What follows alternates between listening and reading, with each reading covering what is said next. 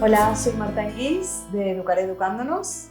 El proyecto de Puertas para Adentro es un proyecto de educación emocional que promueve las relaciones de buen trato, de igualdad y la prevención de violencia de género. Os voy a explicar los aspectos psicosociales que nos dificultan tener relaciones de buen trato. Cuando hablamos de violencia de género, suele pasar que nos quedamos en la superficie. Nos quedamos en aquello que se ve y en aquello que podemos entrar a juzgar o a cuestionar. Estoy hablando de los comportamientos. Podemos entrar a juzgar o a cuestionar tanto los comportamientos de alguien que ejerce la violencia hacia otra persona, como nos puede costar entender o podemos juzgar a alguien que se queda en una relación donde no la están tratando bien. Pero para entender por qué sucede esto hay que ir un poquito más allá y ver pues qué es lo que hay justo debajo del comportamiento. Debajo del comportamiento hay algo que es lo que nos impulsa a reaccionar, lo que nos lleva a tener un comportamiento u otro. Estoy hablando de las emociones. Cuando hablamos de emociones que tienen que ver con este tema, bueno, nos pueden venir unas cuantas a la cabeza, ¿no? La rabia, los celos, el miedo, el amor, entre comillas. Todas estas emociones nos van a hacer comportarnos de una determinada manera. Pero claro, no solamente nos dejamos llevar por emociones. Debajo hay algo que es lo que nos ayuda a regular, a gestionar esas emociones, algo que nos hace conectar con una emoción o con otra.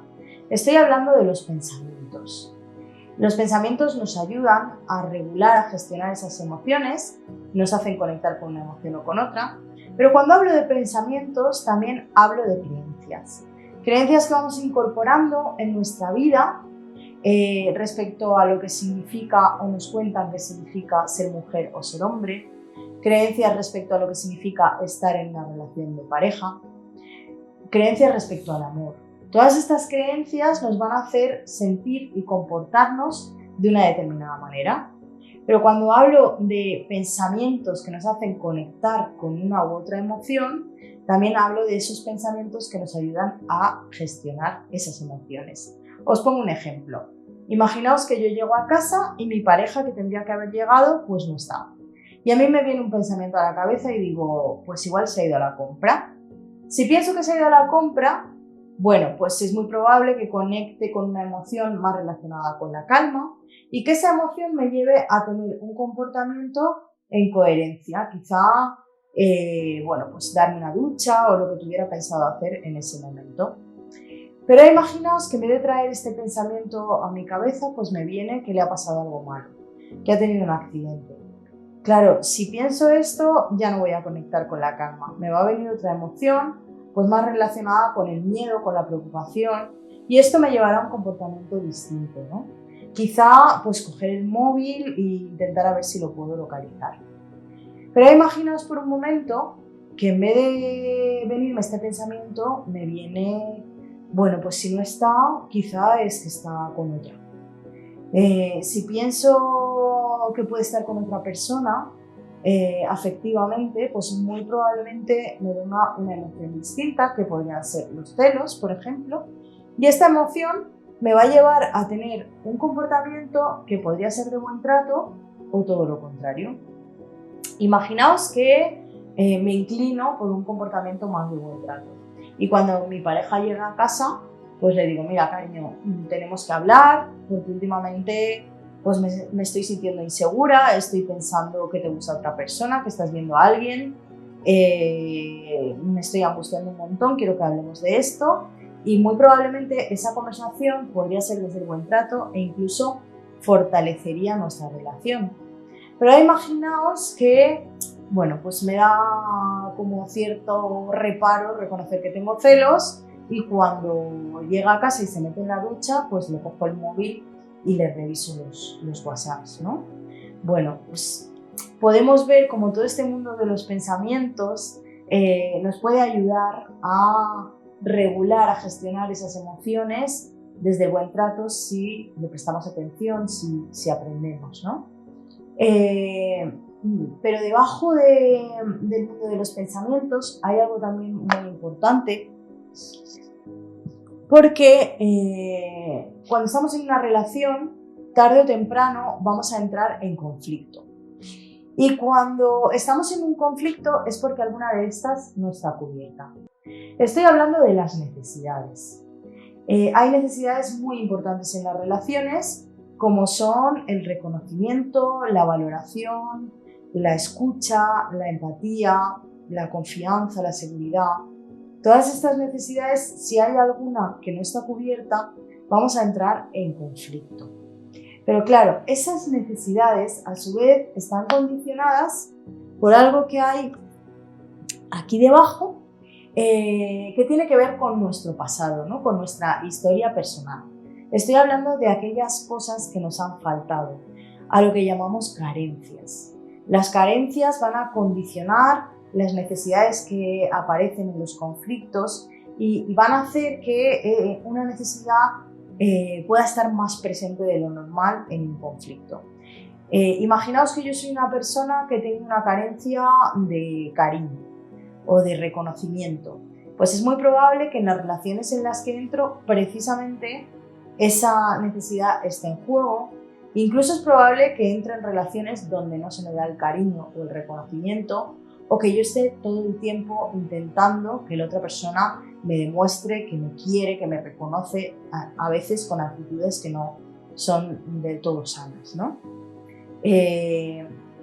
Otro ejemplo podría ser, ¿no?, cuando hemos vivido alguna relación donde nos hemos sentido engañadas o engañados, que probablemente la confianza va a ser una necesidad que siempre va a estar en juego. Claro, es importante cuando estamos en un conflicto ir ahí y mirar cuál ha sido nuestro pasado, cuáles han sido nuestras carencias, para poder ver si este conflicto que tengo en el presente, realmente esas necesidades tienen que ver con el presente o más bien con esa historia que yo he vivido, ¿no? Y estas carencias son importantísimas porque también condicionan algo que hay aquí debajo, algo que pues juega un papel fundamental, ¿no? Podríamos decir que es lo más importante, porque a partir de aquí vamos a desarrollar en nuestra vida relaciones de buen trato o todo lo contrario. Estoy hablando de la autoestima, algo que nos tenemos que trabajar muchísimo todas las personas. Y la autoestima es esa relación que hemos aprendido a tener con nosotras y con nosotros mismos, ¿no? Y esa relación también puede ser de buen trato o todo lo contrario. Y tiene que ver con tres áreas muy importantes: el área de los pensamientos, el área de las emociones y el área del cuerpo. En el área de los pensamientos, todas las personas tenemos un discurso interno. Nos hablamos de una determinada manera. Imaginaos por un momento que yo me estuviera diciendo todo el tiempo: estás tonta, a ver, ¿por qué haces eso? Ya te has vuelto a equivocar, has hecho el ridículo, ¿qué van a pensar los demás? Bueno, pues todos estos mensajes, ¿no? Evidentemente no serían de buen trato, me harían darme cuenta que mi autoestima no está muy bien, pero también, bueno, darme cuenta me permite cambiarlo. Sería muy diferente si yo trabajo sobre la manera de hablarme y en vez de decirme esto, pues me digo: oye, pues si te has equivocado, no pasa nada, todo el mundo se equivoca, lo que importa es que puedas aprender de esto, es más importante lo que piensas tú que lo que piensen los demás. Bueno, pues toda esta gestión, ¿no?, de los pensamientos va a ser muy importante. También de las creencias, porque si yo creo que no soy una persona válida, voy a tomar decisiones en coherencia con esa creencia, ¿no? Entonces ahí hay todo un mundo que explorar. Luego tenemos el área de las emociones, y hasta el día de hoy casi no se ha hablado de la educación emocional, y es importantísima y influye muchísimo en todo esto de las relaciones de violencia de género, porque además las emociones tienen género, ¿no?, por decirlo de alguna manera. Socialmente, culturalmente, se nos ha prohibido, ¿no?, de alguna manera, por ejemplo, a las mujeres expresar la rabia, a los hombres la tristeza, ¿no? Entonces hay que trabajar sobre todas estas emociones para poder tener una igualdad real. Cuando hablamos de ese trabajo y de esa gestión, os pongo un ejemplo. Imaginaos que a mí hay algo que me da muchísima rabia.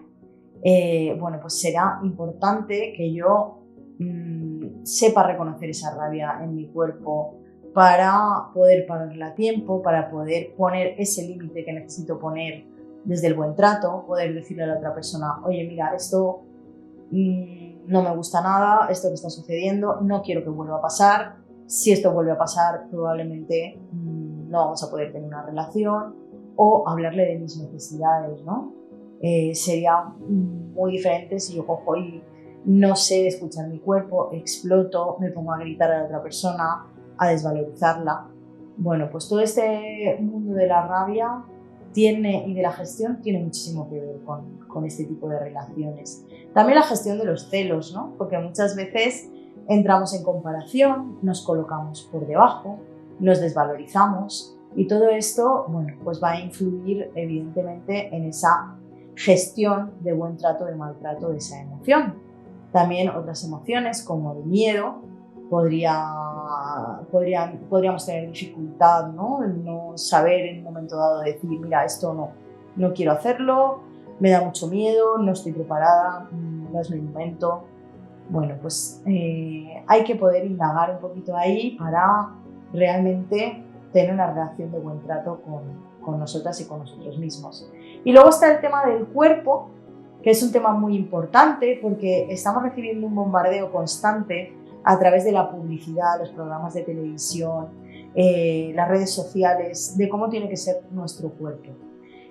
Nos venden que nuestro cuerpo tiene que parecerse a unos cánones de belleza, que poco tienen que ver con las personas reales y diversas que vemos por las calles, de las personas reales y diversas que somos, ¿no? Para mí ha sido un tema muy importante porque yo soy una mujer con discapacidad, y durante mi vida pues, ha sido un tema que he tenido que trabajar mucho, precisamente para no compararme con esos estereotipos y para no percibirme desde la desvalorización. No se trata de que yo me mande mensajes con los que no me creo, ¿no? Pero sí que pueda aprender a tratarlo bien, a no ocultar mi cuerpo, a aceptarlo como es. Bueno, pues es un trabajo muy importante, ¿no? Para la autoestima. Cuando hablamos de cuerpo, también hablamos de sexualidad.